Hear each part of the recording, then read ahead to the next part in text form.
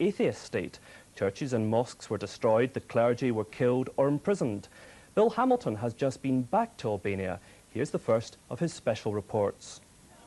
At times it threatens to become a stampede. The only nation in the world to officially abolish God waits impatiently to salute the man seen as the greatest symbol of hope in the fight to restore religious freedoms. After half a century of enforced atheism, the arrival of the Pope signals at last the end of Albania's long years of spiritual barrenness.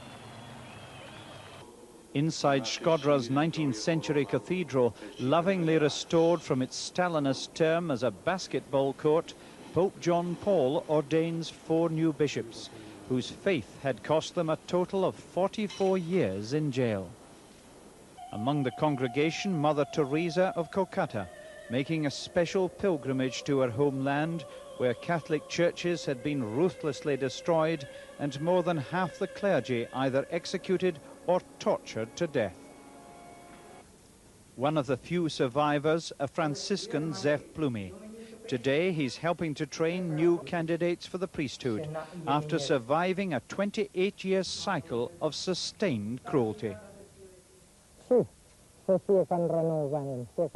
Look how they've destroyed the most beautiful and famed church in all Albania. More than 100 other churches were also razed to the ground.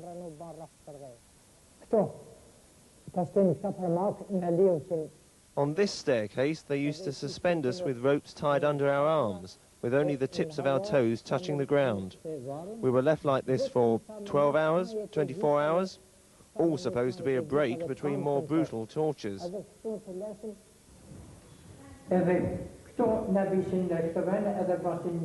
They drew a circle on this wall and a dot in the middle. You had to press your nose against it and remain motionless. You'd stay there day after day without food or drink until you dropped. For nearly half a century, people died in prison camps like these because they refused to give up their faith. Now, in the race for Albania's spiritual soul, evangelists from Britain are being invited inside to spread the gospel. In Tirana Women's Jail, a team from the Hallelujah Ministries have arrived from Sheffield with their own brand of evangelism. They're already claiming many converts to the Christian faith, not just from the inmates, but also from those charged with guarding them. In the neighbouring men's prison, the inhumane conditions in which the country's former dictator Enver Hoxha isolated enemies are still in use. Neither the visitors nor the message, though, are what the occupants have come to expect. Jesus, Pa, it's about Jesus. Risking everything, many refuse to compromise their faith.